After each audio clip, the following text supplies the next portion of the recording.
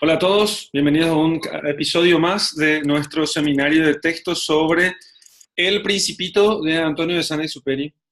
El texto que estamos meditando, estamos haciendo hermenéutica de nuestro texto para poder comprenderlo mejor, sacar buenas ideas, aprender con él. Así que vamos a continuar con la lectura del texto en los capítulos que se consideran los capítulos centrales, los más importantes capítulos de El Principito en esta obra maravillosa de este autor que escribió algunos cuentos. Entre ellos hay otro texto que vamos a ver si en algún momento podemos hacer también por lo menos la explicación, la hermenéutica de algunos de sus capítulos, que es Ciudadela, que es un texto publicado de manera póstuma, que él no vio publicado en su momento, pero que él lo escribió y que conviene mucho poder leerlo y se puede encontrar fácilmente también en internet. Bien, vamos a continuar leyendo ahora vamos a continuar con el capítulo 20. Ahí tenemos el texto. Me acompaña hoy Francisco Méndez, Laura. Bueno, no está hoy Francisco Monjes. Vamos a ver si se conecta enseguida. Bien, perfecto. Así que, capítulo 20. Pero sucedió que al principio, a ver, para que retomemos nada más. Capítulos anteriores, tenemos al Principito, habló con la serpiente, luego habló con una flor solitaria, luego subió hasta las montañas. Ahora, en el capítulo 20, va a tener un encuentro que va a hacer que él cambie un poco su modo de ver todas las cosas, principalmente el modo de ver su flor, ¿sí? El modo de ver su flor. Eso va a hacer que cambie un poco.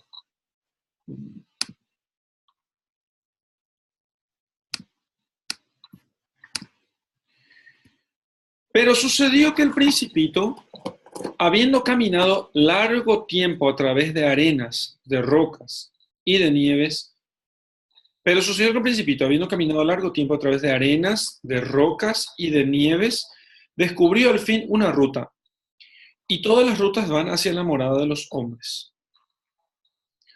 Buenos días, dijo. Era un jardín florido de rosas. Buenos días, dijeron las rosas. El Principito las miró y todas se parecían a su flor. ¿Quién sois?, les preguntó estupefacto. Somos rosas, dijeron las rosas.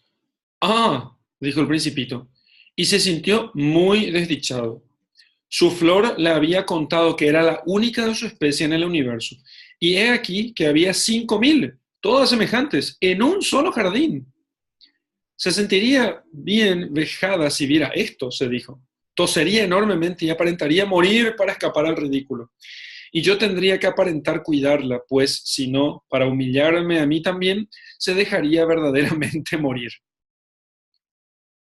Luego se dijo aún, me creía rico con una flor única y no poseo más que una rosa ordinaria.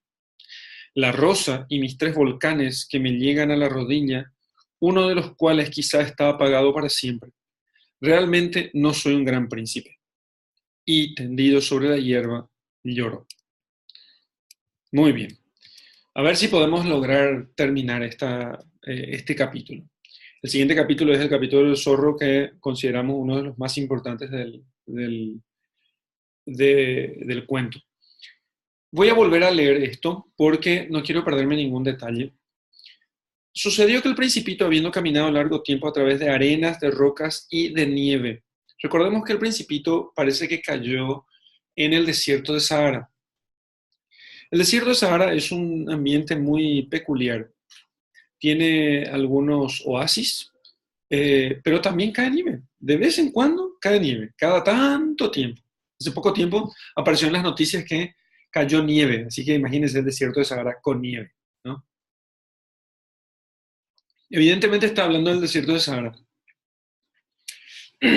Así que esto no es una locura. Y se nota que el aviador, el autor del cuento, conoce muy bien. Pero, uno diría un adulto diría, ¿cómo que nieve? En los desiertos no cae nieve. En el desierto no cae nieve. No se trata de pensar aquí, no se trata de pensar que puede suceder todo, ¿eh? No, no es eso lo que estamos pensando y eso no es posible. No se trata de defender la idea de que no hay nada objetivo y que las cosas son relativas y que incluso en el desierto puede caer nieve. En realidad eso es pensar que las cosas son tan relativas que incluso en el desierto puede caer nieve, es no entender cómo funciona un desierto, ¿sí? Porque la naturaleza del desierto no es que sea muy caliente, ¿sí? A veces las discusiones pasan por este tipo de definiciones. Uno dice así, no, eso es contradictorio. En los desiertos no cae nieve. Nunca cae nieve. No, claro, en un desierto puede caer nieve. Pero ¿cómo? Eso es contradictorio. ¿Y por qué? Porque ¿y no el desierto no hace acaso calor? No, esa no es la definición de desierto, ¿sí? El desierto no es un lugar muy caliente. El desierto no es eso. Ustedes me preguntarán, bueno, ¿cuál es la definición de desierto? Bueno, la definición de desierto, no tengo ni idea cuál es la definición de un, de un especialista, un geógrafo, la definición de desierto, pero definitivamente el desierto no es un lugar caliente. La luna es desértica y tiene temperaturas bajísimas. Para definir desierto vamos a necesitar hacer eh, muy probablemente va a tener que ser un lugar donde no crece la vida, ¿sí? Un lugar que no tiene suficientes nutrientes naturales para que crezcan con facilidad las plantas, un lugar donde no vive la gente, porque la gente no vive donde sea difícil tener alimentos. Entonces, eso también explicaría que es un desierto, un lugar desértico. Aquí no hay nada. Esto está un desierto. No hay nada. ¿Sí? Eso es un desierto. Un desierto no es por definición un lugar caliente. En muchas discusiones, generalmente por no definir los términos, terminamos no entendiendo de qué estamos hablando. Esto es un punto muy importante antes de entender un texto. Porque si no, podríamos decir nosotros muy injustamente, aquí Antonio de Saint-Exupéry está pifiando. O estuvo en el desierto o no estuvo en el desierto. O en realidad caminó largo trecho eh, y terminó saliendo del desierto, alcanzando algún lugar. No funciona así, sino que nosotros hemos de entender de en qué niveles está hablando el autor y cómo está desarrollando su poesía, para no pensar que está contradiciéndose. Esto pasa mucho en las Sagradas Escrituras, pasa mucho. Entonces uno dice, mira aquí, está diciendo esto y el otro autor dice esto. Luego los dos se contradicen, luego estos están mintiendo. Y no es así. Un caso ejemplar, un ejemplo de esto. Resulta que Caín, después de haber matado a su hermano Abel, salió caminando y fue errando por el mundo y resulta que en un cierto momento Caín encuentra más gente. Y uno dice, ¿y no era acaso solamente Adán y Eva los primeros y no había nadie más después de ellos? Y Caín y Abel eran los únicos hijos de Adán y Eva. Entonces hay una contradicción, está mintiendo. Entonces y esto me preguntó un niño, me preguntó un niñito de 12 años la semana pasada. Y yo le expliqué esto diciéndole, es muy sencillo resolver este tema. Imagínate que vos tenés la sangre, vos sos hijo de tu papá, ¿cierto?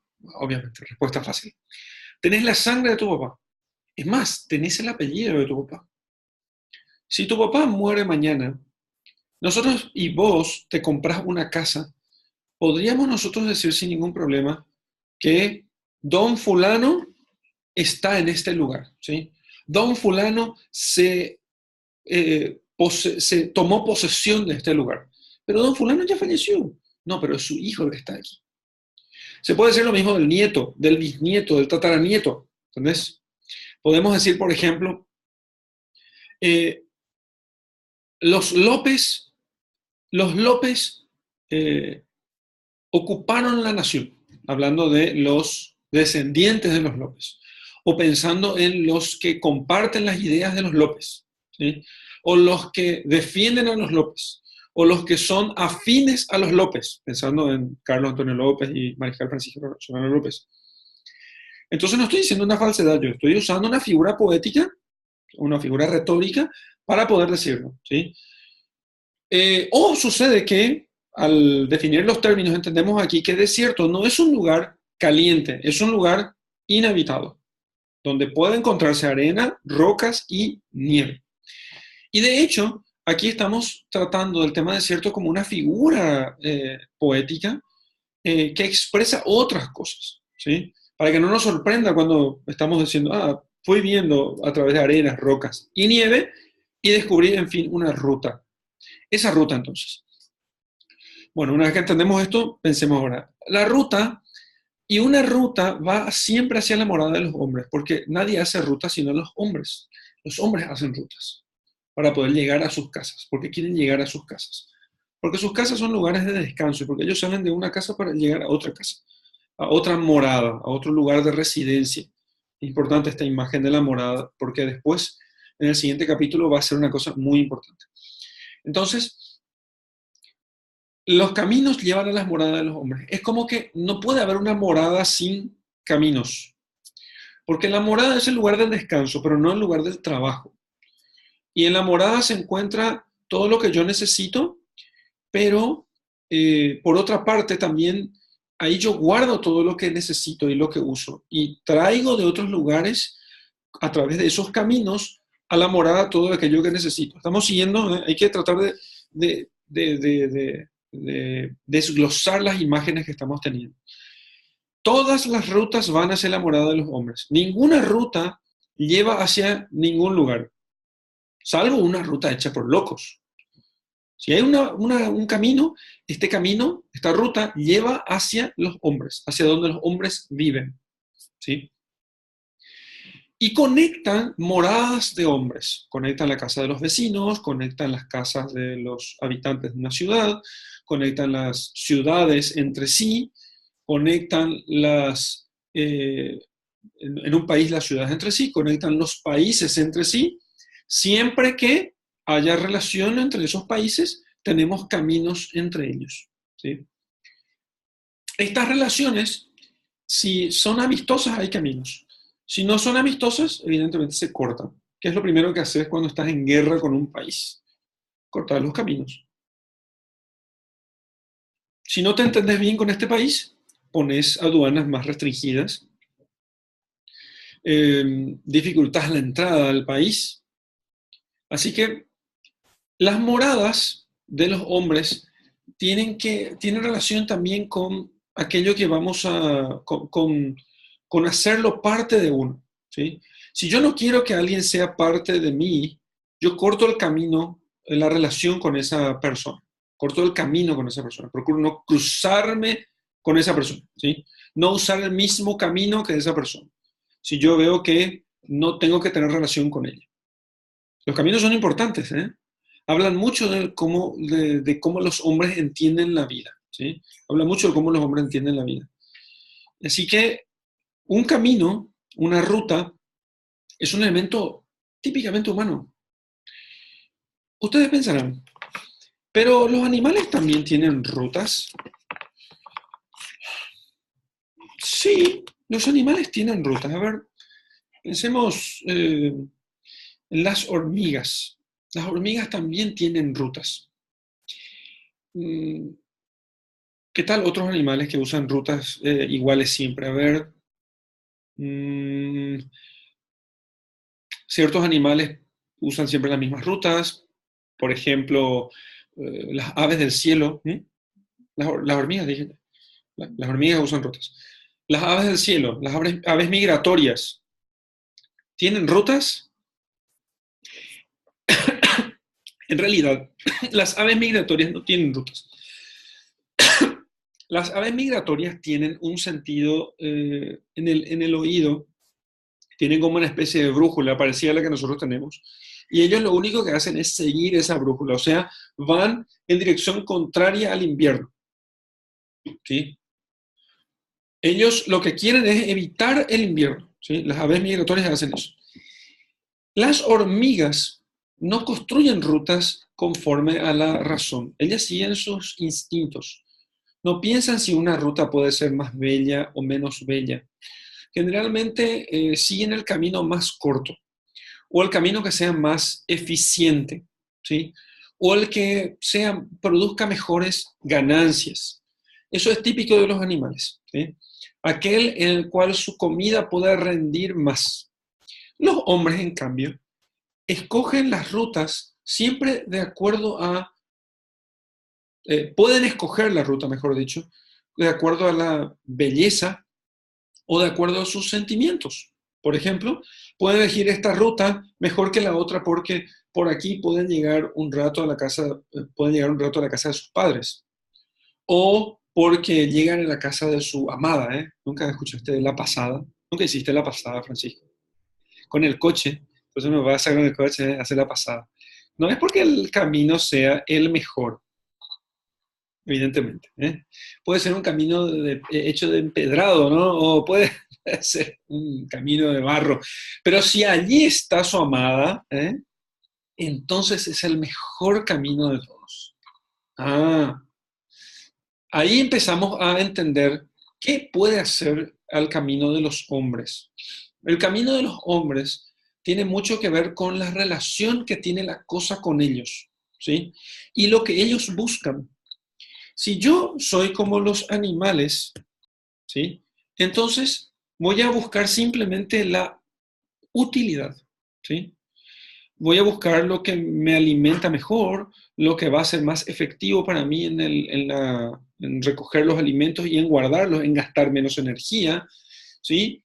Ese mercantilismo en realidad nos hace parecido a los animales, muy parecidos a ellos. Y, o sea que no nos hace hombres.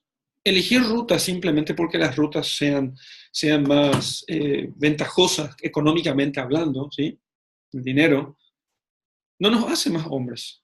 ¿Sí? Parece que nos hace hombres porque calculamos, ¿eh? Calculamos, usamos cálculos matemáticos, planillas de Excel y usamos planes y proyectos y esas cosas, pero en realidad todo eso tiene de hombre solamente en el sentido que es libre, pero también hay una finalidad muy bien, muy clara y definida en los animales. O sea, ellos tienen un proyecto ya dado. La diferencia es que nosotros hacemos el proyecto, los animales ya tienen el proyecto. Manejarse o vivir por la comida, vivir por el sustento del cuerpo, es una cosa que no nos hace distintos de los animales. No nos hace más que ellos. Nos hace exactamente iguales. Y para muchos eso es bastante, ¿eh? Pero no nos hace distintos. Y en realidad eso no nos hace mejores. No hace ser lo que realmente somos. No hace ser lo que realmente somos nosotros. Eh, por eso cuando la gente, me apena mucho, me apena, cuando la gente elige una carrera porque eso le da dinero. ¿Por qué querés ser médico? Porque se gana bien. ¿Por qué querés ser abogado? Porque se gana bien. Tal cosa, porque se gana bien, se vive bien, mira cómo está.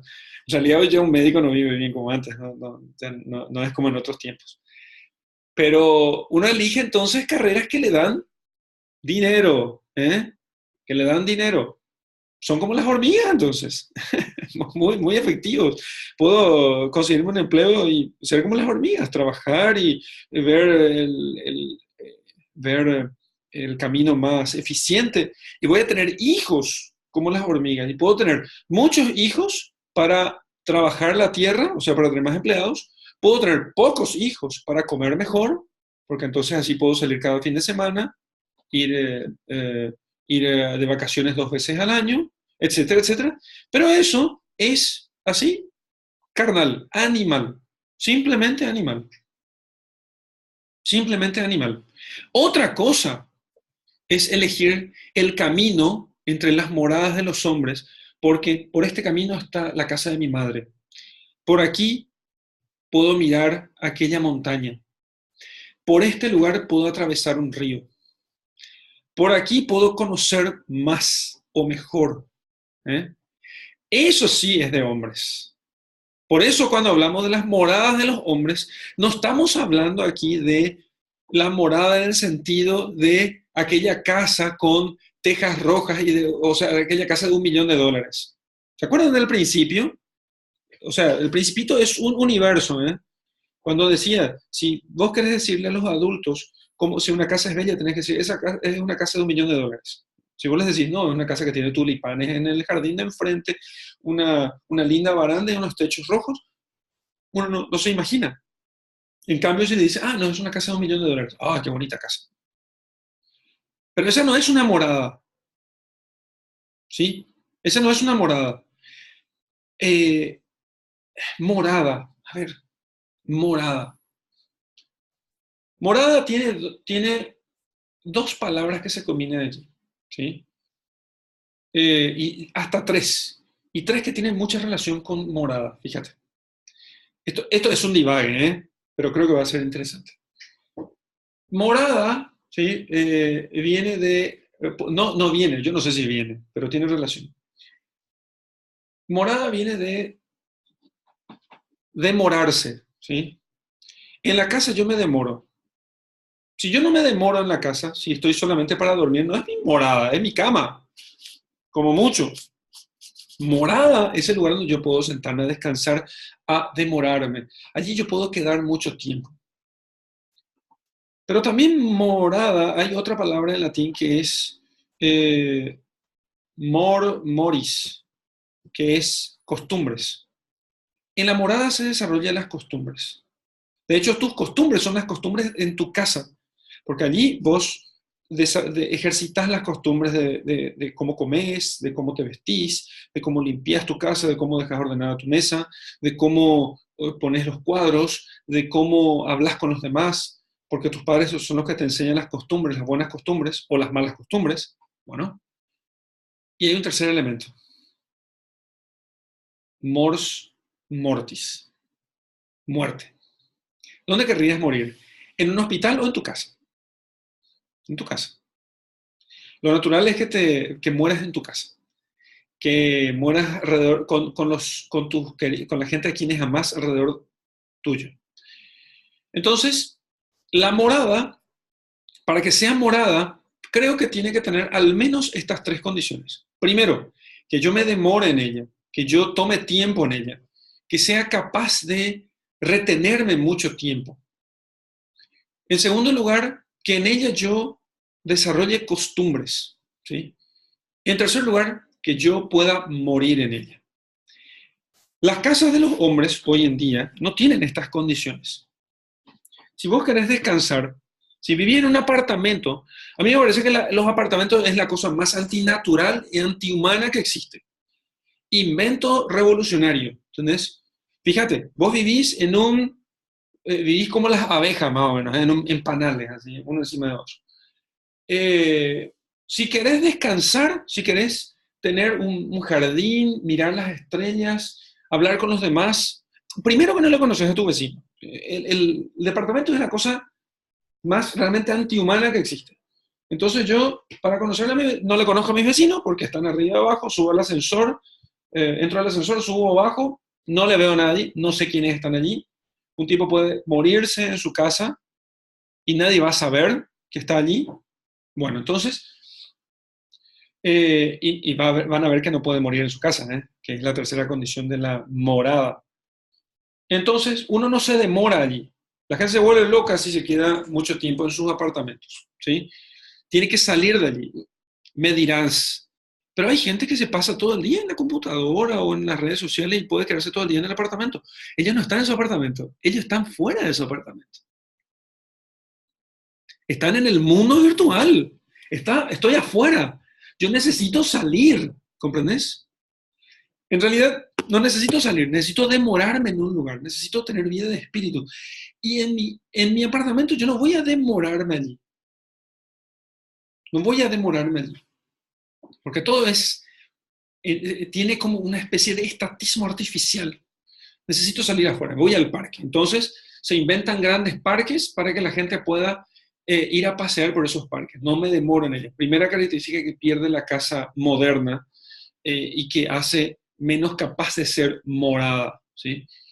De ser un lugar donde se vive, una vivienda. No me demoro en ella entonces, no puedo demorarme en ella, me voy a asfixiar, necesito salir, ¿sí? En cambio, la casa, la morada, digamos así, tradicional, digámoslo por decirlo, ¿no? La morada tradicional tiene espacio, tiene patio, tiene su propio jardín, tiene sus espacios especiales donde yo puedo sentarme y demorarme allí. Puedo descansar en mi casa. Es un lugar de descanso. Es muy importante que nuestras casas tengan eso. Y es muy importante para la formación de la persona que tenga espacios de ese tipo. Entiendo yo que en la ciudad a veces es imposible. Y comprarse una casa en la ciudad es difícil. Pero ¿quién dijo que la ciudad es el lugar apto o apropiado para que el hombre pueda desarrollarse? Creo que no. Por lo menos no las ciudades grandes, ciudades donde uno no puede tener patio. En Ciudad del Este se puede tener una casa con patio, ¿eh? Bastante bien. No una casa con un patiozón enorme como el de mi abuela, que tenía 3 jardines. En La Colmena, en un pueblito pequeño, pero casi todos tenían casas de ese tipo. O patios así de grandes, ¿no? Gente con mucho espacio. Eso es una vida humana, ¿eh? Uno puede demorarse en su casa, porque en tu casa tenés el lugar donde plantás, donde crías las gallinas, donde ordeñás la vaca, donde descansás en el jardín, donde jugás con los niños. Esos elementos tiene que tener una casa. Tiene que tenerlos. En segundo lugar, las costumbres, ¿sí? La casa es el lugar donde la persona tiene que recibir su primera y más fundamental educación, donde se forman sus costumbres. El hombre es un animal de costumbres y lo que él haga, de bueno o de malo, será por costumbre, ¿sí? Por eso es importante formar sus buenas costumbres, para que cuando él obre, cuando actúe en función de esas buenas costumbres. No se trata simplemente de saber que algo está bien. Yo sé que está bien, escuché que está bien, pero si no reformo mis costumbres, o sea, si no cambio mi modo de actuar constantemente, ¿sí? A través de repetición constante de actos, porque si no me sale esto, lo que hago es repetir muchas veces un cierto acto hasta que se vuelva costumbre.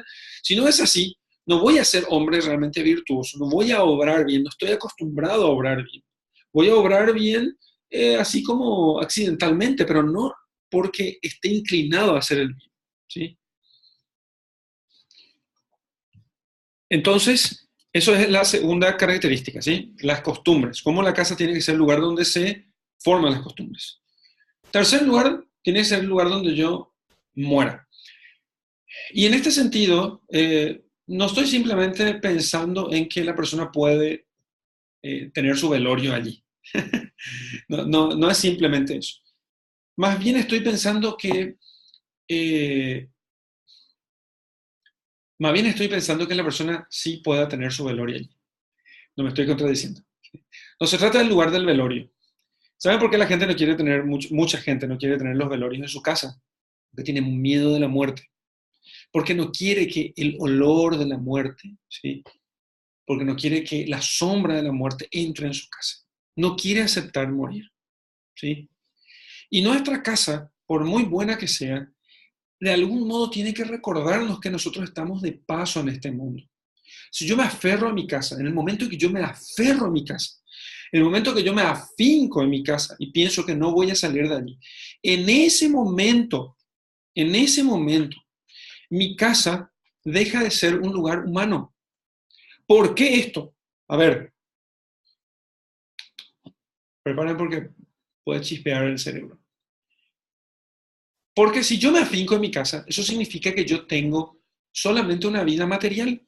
Si yo tengo solamente vida material, ¿sí? Solamente tengo el cuerpo, no existe el alma y el alma no pervive para siempre, eso significa entonces que yo no puedo captar la belleza estética, no puedo captar la verdad, la justicia. Entonces, lo único que yo tengo es este cuerpo que tengo que alimentar.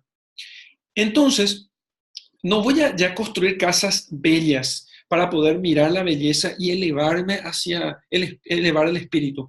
Voy a construir casas funcionales, que tengan espacios funcionales, que funcionen para lo que tienen que funcionar. Y ya está. Llegamos nosotros a lo que nosotros tenemos hoy en la arquitectura actual. O sea, ¿qué sucede? Vos tenés casas funcionales. Básicamente cajas de zapato encima, ¿no? Son cajas de zapato. Funcionan para vivir, funcionan para que las gallinas de mi abuela vivían en cajas así. No necesito. Yo no tengo que ponerle un capitel ornamentado, ¿entendés? No tengo que poner un cuadro en el gallinero en el gallinero. ¿Para qué? Si las gallinas no van a saber apreciar, me van a cagar encima, con el perdón de la expresión. Entonces, yo no tengo que hacer eso, tengo simplemente poner un lugar donde ellas puedan resguardarse del sol, tener un poquito tener alguna funcionalidad para sus necesidades básicas, estén protegidas y ya está. No hay belleza, ¿entiendes? No hay belleza. A mí me apena mucho que, perdón, llego a esto enseguida. Entonces, si yo solo soy cuerpo, entonces solo necesito cosas para el cuerpo. Solo necesito cosas para el cuerpo. Yo no necesito belleza. Bueno, entonces no hay muerte, ¿comprendes? La muerte aquí no es simplemente el cadáver que se está pudriendo delante de mí. La muerte fundamentalmente es entender que yo no soy solo cuerpo, ¿entendés? Porque la muerte da un punto final al cuerpo, pero no al yo personal, no al alma.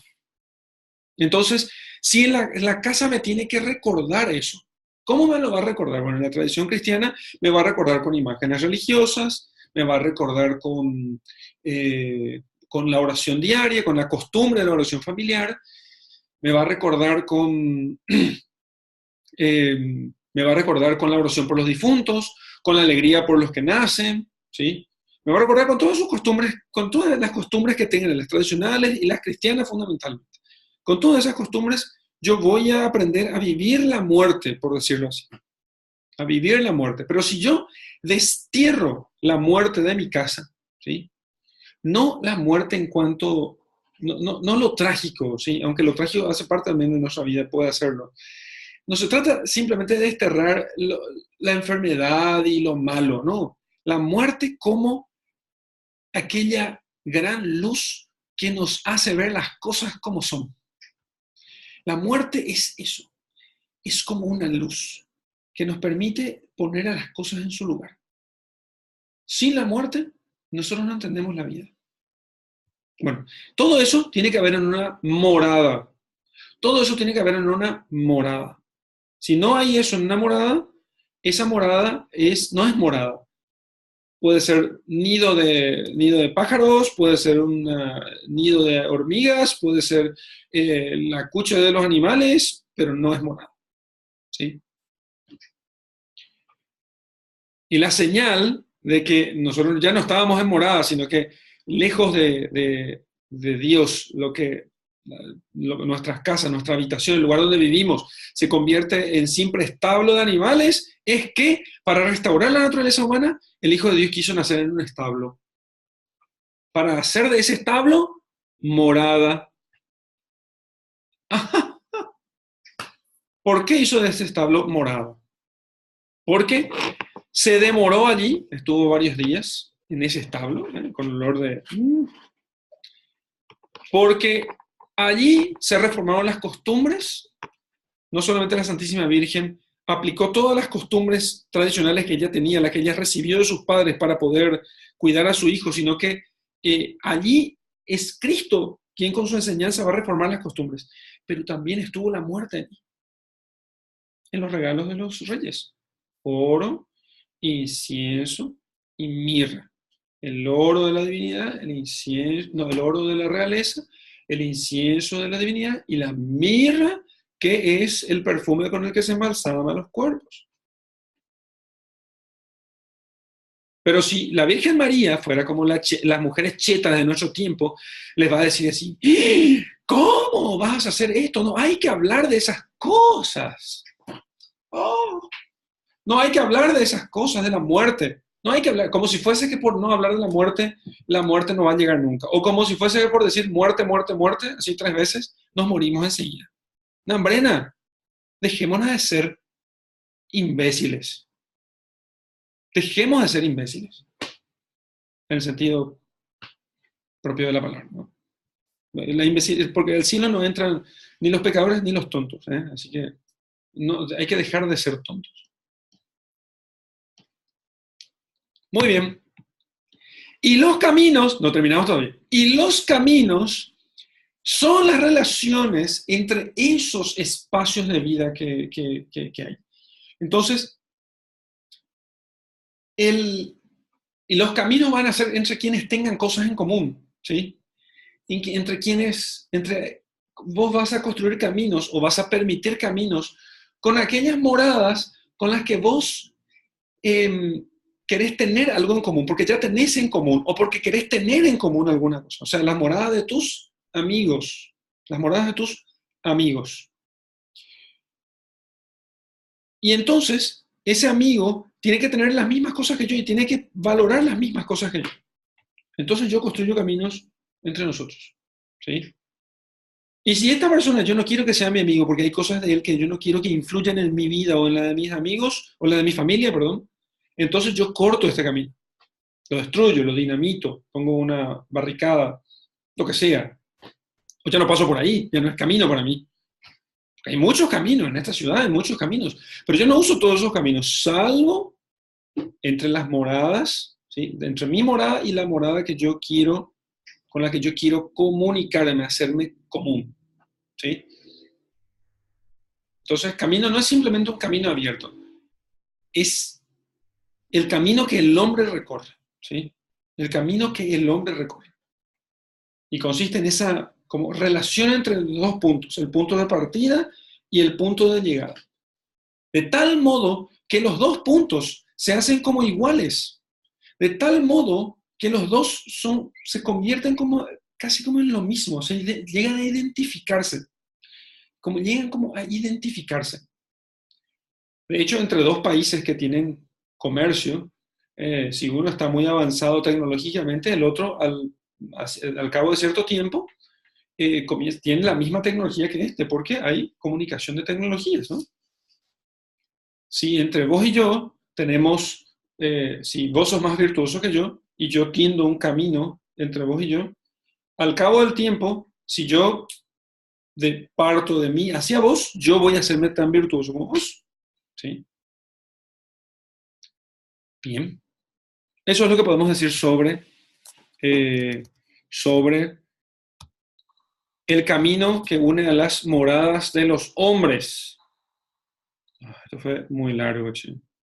Pero muy bien. Una cosa más, que creo que es importante, en este párrafito, perdón, ni pasamos el primer párrafo. Bueno, a ver.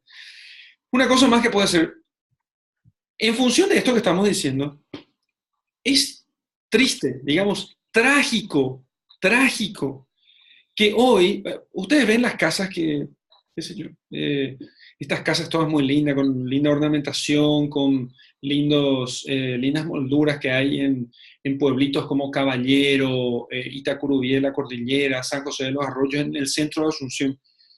Ustedes no vayan a pensar que eso construyeron los mejores arquitectos de la ciudad. No, cualquier constructor albañil hacía esas cosas. Cualquiera ornamentaba eso. Y hoy lo máximo que un albañil sabe, en la mayoría de los casos, es levantar una pared así y que no esté torcida. Se perdió la belleza. Estamos en el reino de lo utilitario. Y si vos le decís, haceme esta moldura aquí, no, eso es muy difícil. Es mejor no, ¿verdad? ¿Para qué? Si la pared ya está allí. La pared ya está. Pero nuestras casas tienen que ser bellas. La casa tiene, nuestra residencia tiene que darnos alegría. Yo tengo que estar contento de estar en mi casa. Y la belleza me da alegría. Tengo que tener un lindo jardín. Tengo que tener una linda entrada. Tiene que tener un lindo pórtico. Tiene que tener bellos cuadros. Tiene que estar no solamente ordenado, tiene que tener molduras. Tiene que tener cosas bellas, ¿sí?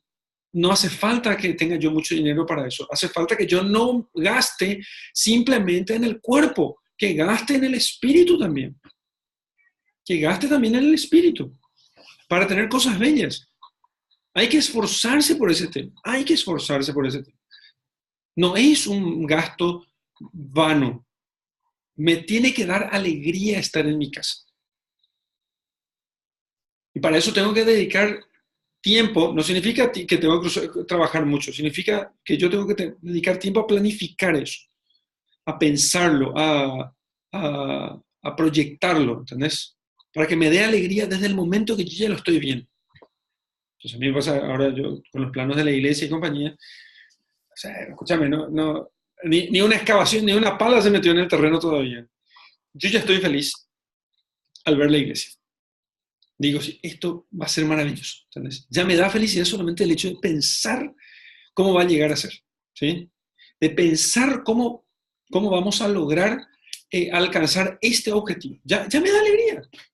Y ni siquiera se construyó todavía la iglesia, porque en realidad no es el templo, cuánto te podía hacer un tinglado nomás, y eso no me daría ninguna alegría. Hay iglesias que parecen, son galpones. No te da alegría llegar ahí, para nada. Es la belleza, ¿entendés? Es la verdad. Eso es lo que da alegría. Eso es lo que da alegría. Es el hecho de que aquello sea morada. Y fíjate que las iglesias son morada del Señor.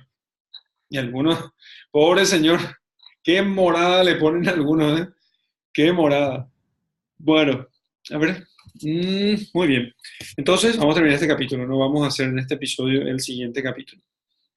Aunque haya quien lamente. No importa, no importa. Tenemos que hacerlo bien. Tenemos que hacerlo bien. A ver. Buenos días, dijo. Era un jardín florido de rosas, lleno de rosas. Buenos días, dijeron las rosas todas en coro. Buenos días. El principito las miró, estupefacto, pobrecito. Todas se parecían a su flor. Híjole, mira vos, todas igualitas. ¿Quién sois? Le preguntó, estupefacto. Somos rosas, imagínense, todas respondiendo al mismo tiempo. Ah, dijo el principito, mira boche. Y se sintió muy desdichado. Su flor le había contado que era la única de su especie en el universo. Y es aquí que había 5.000, todas semejantes, en un solo jardín. Mentirosa la flor, ¿eh? Se sentiría bien vejada, o sea, mi rosa se sentiría bien humillada si viera esto. Tosería enormemente, aparentaría morir para escapar al ridículo. Y yo tendría que aparentar cuidarla, pues si no, para humillarme a mí también, se dejaría verdaderamente morir. Qué desgraciada la flor. Ay, esa rosa realmente se merecía un machete. ¿Qué pasa aquí? ¿Tenía razón la flor o no? Parece que sí, pero eso lo vamos a explicar. ¿Por qué la razón era única en su especie? No por ser única en su especie, la rosa mintió. La rosa no era única en su especie, pero era única por lo que el principito tendría que hacer por ella, por lo que el principito haría con ella. Pero el principito no entiende, va a entender en el siguiente capítulo. Así que luego se dijo, me creía rico con una flor única y no poseo más que una rosa ordinaria, igual a todas las demás. El pobre principito entra en crisis, o sea, el pobre está, ¿cómo se dice? Frustrado, decepcionado, ¿sí? Decepcionado, frustradísimo. La rosa y mis 3 volcanes que me llegan a la rodilla, uno de los cuales quizás está apagado para siempre. Realmente no soy un gran príncipe. Fíjense lo que les pasa al principito. El principito, no, uno dice, ¿qué tiene que ver los volcanes con la rosa? ¿Qué tiene que ver? Lo que pasa es que a nosotros los hombres nos pasa una cosa así. Cuando nosotros tenemos un problema, cuando está bien, nosotros pensamos que lo malo nunca más va a llegar. Y cuando estamos mal, nosotros pensamos que lo bueno nunca más va a llegar. Entonces, generalmente tendemos a magnificar aquello que más nos ocupa la atención en un momento. Estamos felices. ¡Wow! Felicísimos. Nos olvidamos nosotros de las penitencias, de los ayunos, de la mortificación, nos olvidamos del dolor, todo. Entonces, la gente se va a las discotecas y se olvida de todo, pura adrenalina. Y cuando se entristece, lo que hace es olvidarse de todo lo bueno que hay, ¿sí? de todo lo difícil, de todo, perdón, de todo lo bueno que hay, de todas las bondades que tuvo en su vida, de todas las alegrías, se olvida todo el tiempo. El tipo piensa que ese mal es todo en su vida, de todo. ¿Entendés? Piensa que es todo. Entonces, ni uno ni el otro están en lo correcto, ¿sí? Esto tiene mucho que ver con eso que hablamos en los episodios anteriores de la civilización del suicidio, ¿sí? Es siempre una huida del dolor. Siempre es o no combatir el dolor o huir del dolor. O no combatir el dolor o huir del dolor. Y entonces le pasa al principito esto. Se dio cuenta del tema de la rosa, ¿sí? Y podía quedar simplemente en la rosa. O sea, simplemente decir, bueno, a ver, mi rosa es una desgraciada, me acabo de mentir, ¿verdad? Y me engañó, y ya está. Pero él terminó aquella grandísima frustración y dolor que tiene él al descubrir que su rosa le mintió y se creyó más de lo que en realidad es. Él extiende el dolor a todas las demás cosas. Ahora va a decir que sus 3 volcanes le llegan a la rodilla, en realidad son volcancitos de nada, y uno que el que siempre limpiaba, porque, ¿se acuerdan el optimismo del principito optimista? Uno nunca sabe, ¿no? Vamos a limpiar igual, sí, sí, fuerza, no hay problema. Limpiamos acá el volcán y quién sabe, un día va a funcionar y vamos a tener 3 volcanes activos aquí, ¿eh? Sería fantástico, en vez de 2, 3. Pero esta vez dice, estos volcanes de nada, no sirven para nada y uno está apagado quizá para siempre. Realmente no soy un gran príncipe. Y tendido sobre la hierba, lloro. Pobrecito. Ah, qué lástima. Me da tanta pena. Llorando el pobre principito. Porque se piensa el más desdichado del mundo. Resulta que no era el más desdichado. No era el más desdichado del mundo. Solo que ese dolor puntual se extendió a toda su existencia, olvidando todos los bienes. Típico de los hombres. Típico. ¿Qué hay que hacer entonces? Cuando uno está triste, uno tiene que, digamos así, en principio, recordar las cosas buenas, ¿sí? Y cuando está mal, tiene que recordar las cosas buenas, y cuando está bien, no tiene que olvidar las cosas malas. O sea, si todo va bien, en la imitación de Cristo es un principio para Tomás de Kempis, esto en su imitación de Cristo. Si estás en consolación, no te olvides de que eres un pecador. Si estás en desolación, no olvides que el Señor pronto te va a visitar. O sea que aquella desolación va a pasar y ya va a volver la consolación. Y cuando esté la consolación, no pienses que vas a quedarte siempre allí, sino que ya va a venir otra vez la desolación. Así que ningún estado es permanente en esta vida. Entonces, el cielo es todo bien sin mezcla de mal alguno. El infierno es todo mal sin mezcla de bien alguno. Y este mundo es el bien y el mal mezclados. Bien y mal mezclados. Entonces, no estamos en el infierno si va todo mal. Y no estamos todavía en el cielo si va todo bien. Ninguna de las dos cosas. Si equilibramos, vamos a mantener nosotros la salud mental y entonces vamos a poder seguir para adelante tranquilamente. Si no, vamos a ser como los deprimidos que piensan que todo está mal y los locos tarados que piensan que todo es pura alegría y se pasan la vida de farra en farra y no entienden que la vida no es eso, ¿sí? Las dos cosas están mal. Y nuestra civilización se mueve hacia esos dos extremos, sin lograr colocarse en este justo equilibrio, Y eso le pasa al principito. Se estaba volviendo medio humano el tipo, ¿eh? Estar ya hace un año en la Tierra le hizo como medio humano, ¿sí? Medio como los terráqueos. Y él no era así, ¿sí? No era así, era el aire que estaba respirando el pobre. Y nos pasa que nosotros cuando estamos mucho entre los hombres, cada vez que estuve entre los hombres, volví menos hombre, ¿eh? Tomás de Kempis. ¿Qué significa eso? ¿Que no hay que estar con los hombres? No. significa que hay defectos del hombre, es como que nos pasa. Entonces, uno procura ser eh, equilibrado, no digo optimista ni pesimista, equilibrado. ¿Sí? Lo bueno es bueno, lo malo es malo, lo bueno no es permanente, lo malo tampoco es permanente. Las tormentas pasan, el sol no brilla siempre, el calor no es para siempre, luego viene el fresco no va a permanecer para siempre, luego viene el calor. Saber entender esto creo que es principio de sabiduría, ¿sí? Porque si no nos afinca, ¿eh? Olvidamos nosotros nuestra naturaleza espiritual y terminamos afincándonos aquí, pensando que lo material es permanente, lo corpóreo es permanente, y eso es la cosa más falsa del mundo. Lo corpóreo es lo más pasajero y transitorio que existe. Lo más pasajero y transitorio. Lo espiritual es permanente, pero lo corpóreo es transitorio, mutable, súper cambiante. No, nada permanece. Nada permanece. No hay que pensar entonces que las cosas van a permanecer como están, ni por el lado del bien ni por el lado del mal. Y tener eso claro evita que nosotros caigamos en la locura de cualquier extremo. En la locura de cualquier extremo. Muy bien. Hasta aquí entonces. A ver, ¿cuántos minutos llevamos? 1 hora. Bueno, entonces, el próximo episodio vamos a hablar sobre el capítulo del zorro. Pensaba yo que iba a hacer, pero lo de la morada me entusiasma.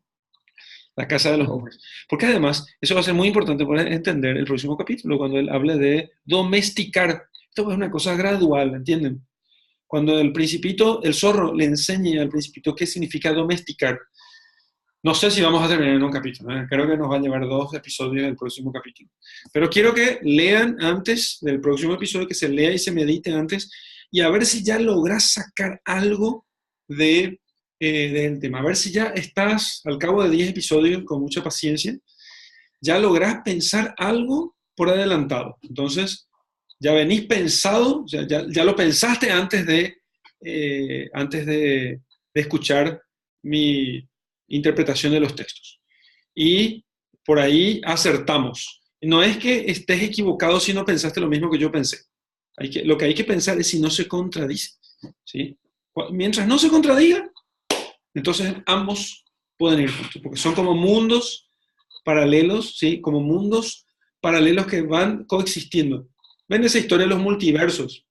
No hay multiversos, no existen los multiversos. Divague de física cuántica. No existen los multiversos. Lo que existen son los mundos paralelos que en física aristotélica se llama, es la distinción entre acto y potencia. Y la potencia, hay varias potencias que pueden estar sometidas unas a otras. Pero entonces, al hacer hermenéutica de los textos, lo que nosotros hacemos es ver cuáles de estas cosas pueden ser.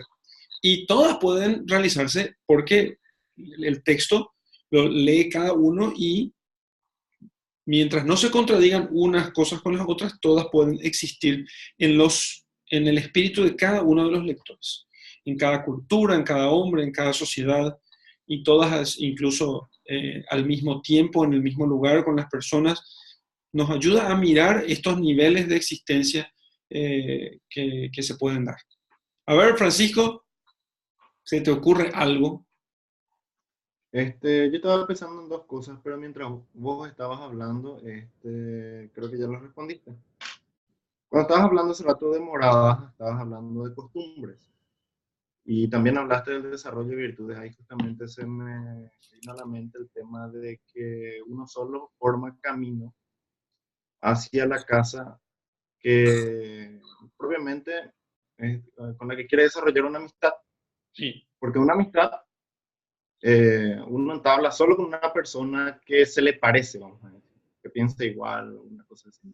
En la medida que más semejanza tienen, la forma de pensar es una amistad más perfecta. Y se ayudan mutuamente a conseguir virtudes. Vos Cierto. hablaste de eso.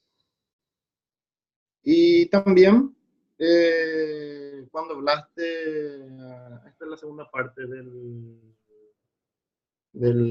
Principito, cuando se pone triste al darse cuenta de que existen muchas rosas más iguales a la suya. Sí. lo que se me ocurrió es de que el Principito es como que olvida aquello que le dijo al empresario este, ¿no? Empresario, ¿cómo es? Al aviador. No, no era el aviador. Ah, al empresario. Al, Sí, sí, el al, comerciante.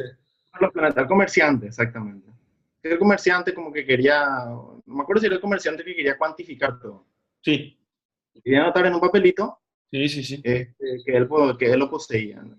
Y después él le da una explicación de que las cosas son tuyas en función de que estas te necesitan. Una explicación así. ¿Cierto? Entonces, como que el Principito se olvida de la importancia que tiene justamente el hecho de que sus cosas las necesitan. Y es como que termina ninguneando al darse cuenta. Sí, es que está entre los hombres, ¿entendés? Está en está en Claro, la no hay por tierra. eso justamente, al final Está, se está degenerando, se está corrompiendo el principito, ¿entendés? Se está corrompiendo. Ese es el punto. Entonces, parece como que se va corrompiendo, ¿no? Vamos a ver si es así realmente, pero es como que se va corrompiendo, se va haciendo como los hombres, o no los entiende. Bueno, aunque de hecho también hay que reconocer que el Principito salió de su planeta, eh, ¿cómo se llama? el, Decepcionado el con la tipo, Rosa. El Principito no es perfecto, no es Jesucristo, ¿entendés? En cierto aspecto nomás, no es perfecto el Principito, no es perfecto, no, se trata de pensar eso, no es un santo, ¿comprendes? Eh, pero el Principito tiene como momentos en los que entiende y momentos en los que no entiende, ¿sí? Pero cuando entiende es cuando cuando piensa como niño. Y se entristece y además él es medio melancólico. Porque no olvides que una vez vio no sé cuántas, 40 y pico de veces la puesta del sol, porque le gusta mucho las puestas del sol. Son tristes, pero le gustan mucho. Entonces, bueno, ese día vio 40 veces la puesta del sol, simplemente cambiando su asiento de lugar. Entonces, así que es un poco melancólico, pero es cierto, es como, no es que se lo olvidó, está dejándose llevar por la tristeza, por ese aspecto, eso como malo, sin olvidar lo bueno, olvidando lo bueno en realidad, ¿sí? Que es lo que expliqué al final. exacto. Eran esos dos Bueno, puntos. fantástico. Muy bien. Entonces, muchas gracias por acompañarme. Nos vemos el próximo episodio y no se olviden de leer el próximo capítulo, que es el capítulo 21. 21, ¿sí? Hay que leer antes, intenten ya pensar en todas estas cosas, anoten, hagan el ejercicio, hagan chispear el cerebro y entonces vemos si coincidimos la próxima vez en el próximo episodio, ¿sí? Muchas gracias, que Dios les bendiga.